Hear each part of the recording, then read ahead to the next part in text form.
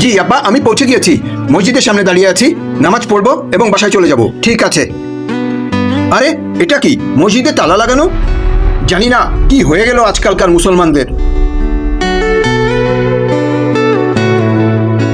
কি হলো সার্জিস? না দোয়া না সালাম, কারোর সাথে ঝগড়া করে তো ফেরোনি। আপনার সাথে কি সালাম দোয়া বিনিময় করব? আপনার জন্য আমার নামাজটি কাজা হয়ে গেল। আমার জন্য নামাজ কাজা হয়েছে তোমার? কি অর্থ এর? কি অদ্ভুত কথা! আপনি মসজিদ কমিটির চেয়ারম্যান, আপনি থাকতে মসজিদের তালা লাগানো? কেমন মুসলমান আমরা! মসজিদের তালা আমি লাগাইনি, ইমাম সাহেব লাগিয়েছেন। নিশ্চয়ই কোনো কারণেই করেছেন। এমন কি কারণ এসে গেল যে ওনার মসজিদের তালা লাগাতে হয়েছে? আপনি আমার সাথে চলুন, আমি ওনার সাথে কথা বলবো। আমি ওনার সাথে নিজে কথা বলবো। আপনি আমার সাথে যাবেন কি, নাকি আমি একাই রওনা দিব? চেয়ারম্যান সাহেব, আপনি এখন এখানে? সব ঠিকঠাক তো আছে? আগে এটা বলুন, আপনি কাকে জিজ্ঞেস করে মসজিদে তালা লাগিয়েছেন? আপনি মসজিদের ইমাম নাকি মালিক? আমি তো ওখানে চাকরি করি, শুধু আমি মুসল্লিদের কথা অনুসারে তালা লাগিয়েছি। এই লোকগুলো কেমন আজব ধরনের, মসজিদে তালা লাগানোর কথা বলছে।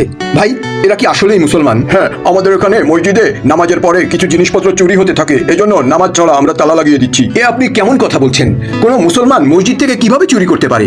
আপনি আমাকে চাবি দিন, আমি দেখছি কে কিভাবে চুরি করে।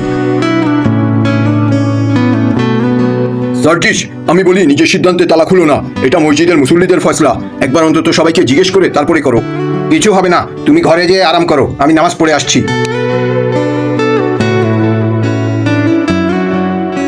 আমার মনে হয় পানি শেষ হয়ে গেছে, মোটরটা চালাই।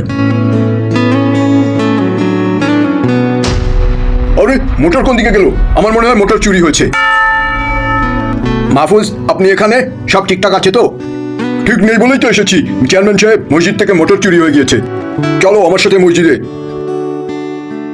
এই তুমি কে? তোমাকে তো আগে কখনো দেখিনি। চেয়ারম্যান সাহেব, মনে হয় এই মোটরটা চুরি করেছে। আরে কি ধরনের বকবাস কথা বলছেন? আমি কেন মোটর চুরি করতে যাব? আমি তো ভিতরে নামাজ পড়ছিলাম। আর আপনি জানেন আমি কে? আমি জানি না আপনি কে, কিন্তু আমি নামাজ পড়তে এসে দেখি আপনিই ভিতরে ছিলেন। মোটর আপনিই চুরি করেছেন। মাহফুজ, আপনার ভুল হচ্ছে। এ মোটর চুরি করতে পারে না, এ আমার আপন ছোট ভাই। এটা কি বলছেন? মসজিদ থেকে মোটর কিভাবে চুরি হতে পারে? এই সব হয়েছে তোমার জন্য। তুমি বলো মসজিদে কেন তালা লাগানো হয়? আমাদের এখানে জুতা মানুষের নিরাপদ না, আর তুমি বলো মসজিদকে খোলা রেখে চলে যেতে। আমাদের এখানে আমরা সবাই শুধু নামের মুসলমান। এক সময় ছিল যখন মসজিদে মানুষের জান মাল নিরাপদ ছিল, আর এখন এমন সময় এসেছে যে মসজিদের নিজস্ব সম্পত্তি নিরাপদ নয়। মসজিদের তালা কোনো বাহিরের মানুষের জন্য নয়, মুসলমানদের জন্যই লাগানো পড়ছে। আমাদের উচিত নিজেকে সংশোধিত করা। মেসেজটি পছন্দ হলে অন্যকেও শেয়ার করে জানার সুযোগ করে দিন। ধন্যবাদ।